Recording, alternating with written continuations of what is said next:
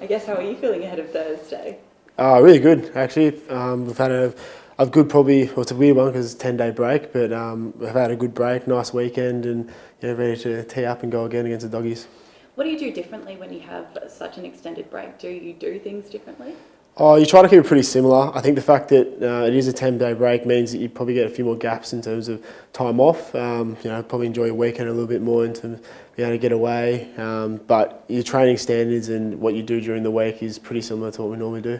Is there a bit more excitement in the group now that everyone is coming back from injury? Is spirits lifted a bit? Yeah, 100%. I think someone said the other day that besides Risha, Michael Richatelli and Sam Day, we could have 43 to pick from come round one, which in my last 2 years has been non-existent, so it's pretty exciting. Does that also send a bit of nerves through the group as well, knowing that there will be so many people to pick from? Yeah, 100%. I think the fact that there's going to be competitions for spots, it's a healthy thing for the group. But in saying that, there's going to be some boys let down, and that's part of football though. So I think you can't fit 45 blokes into 22 spots, but we'll try our best to get a spot in the team. Toukie, whether or not it's the team's aim, I guess a win over a full-strength Bulldogs would do massive things for your mentality, but also could send a bit of a message out to the comp. Yeah, 100%. They're obviously the premiers, reigning premiers. So the fact that they've done that and had that in their past, we're looking to knock them off. So we're trying to keep a winning culture at the moment, and the last few games have proved that. Probably not super convincing, but a win's a win. So we want to keep that rolling. What are the small things that you need to tweak and get right this weekend? I guess I expect doggies to play a stronger side, so I think the fact that we might have been able to get through a few things with Brisbane and Essendon, and a few cracks that we need to fix up in terms of our skill execution and then also finishing on the scoreboard. So there's still a lot of areas we need to improve on, but that's what the JLT's for. How do they test you as compared to Brisbane and Essendon? Obviously it's a step up in class, but specifically what do they do that makes them so good, I suppose, that you've got to try and nullify? Well, we know they move the ball really quickly, and defensively they're probably the best in the game at the moment. So I know that we've been watching clips from them previously for what they do really well in defence, and how they set their trap up. So we try to model our game off, obviously the best, which are the premiers. So they're going to be hard to squeeze through with our strong ball movement going forward, but that's what we want to do. We want to break them open and prove to them we're ready to play. Another few guys coming into the midfield alongside you there. You must be pretty excited, I guess, to have a full roster nearly around you there in the centre.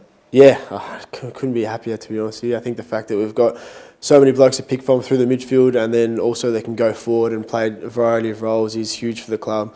Moving forward, hopefully we can keep a healthy list for the rest of the season, touch wood. That's the plan, but really happy that we have a full list to pick from. Against Essendon, entries inside 50 are probably a bit inefficient. Has that been a focal point over the last 10 days or so? Yeah, it has been. We've done a lot of edits on it in the last probably 2 to 3 days, over the weekend as well. That we've been looking at obviously our entries inside 50. We did have, I think it was about close to 60 or something like that, which is pretty high numbers for the amount of game time we had.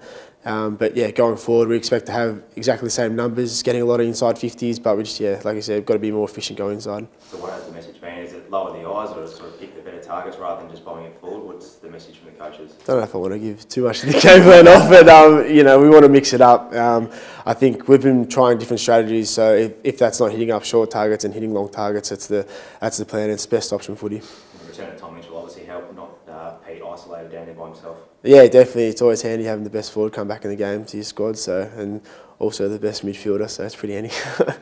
So what about Gary? It's obviously exciting for the fans and for the media and everyone to see him coming back. How does it feel as a teammate, and what does he bring to your team?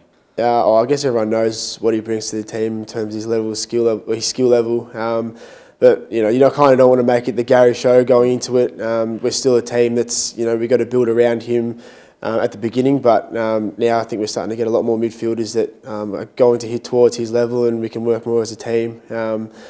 I think going forward, it's going to be great having Gary in the squad and playing at his best. It would be fantastic to help us win a premiership, obviously. But we probably don't want to make it all about him. But going forward, midfielders would be good. You said that you're bringing back the best midfielder and the best forward. That must be a good feeling. It must give the team a bit of a boost knowing that you got these two high quality guys as well as others coming back in. Yeah, definitely. Obviously, they're massive ins to the team. But yeah, like I said before, the fact that we can't focus completely on them and rely on them to win us the game. So the fact that they're coming in is a huge in for us. And, obviously we're super excited to have them in the team. What would Jared Lyons bring if he gets up for the game? Obviously, you've trained alongside him during the pre-season. What do you think he'll add to the side? Oh, he's been actually doing really well over the pre-season. In terms of an inside midfielder, he's fantastic, super hands, super clean. Obviously experience from Adelaide as well, from another club, which are really highly respected. So, yeah, we're looking forward to seeing him out on the track and delivering his best, so we're super excited.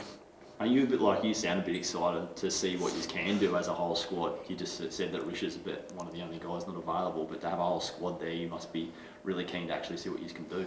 Yeah, it's absolutely awesome. I think the last few games, although we haven't blown the teams out of the water, I think the stats and our clips that we've been watching have been reflecting some good football and what we've been training over pre-season. So I think it's probably got a little bit to do with the fact that we've got a full squad and we've had that for the whole of pre-season, which in the last couple we haven't. So the fact that we can get some synergy and some continuity going forward has been fantastic. So probably a good big tick for the performance staff that have done a really good job in that area, and also our physios and that have got our boys out in the track. It's fantastic.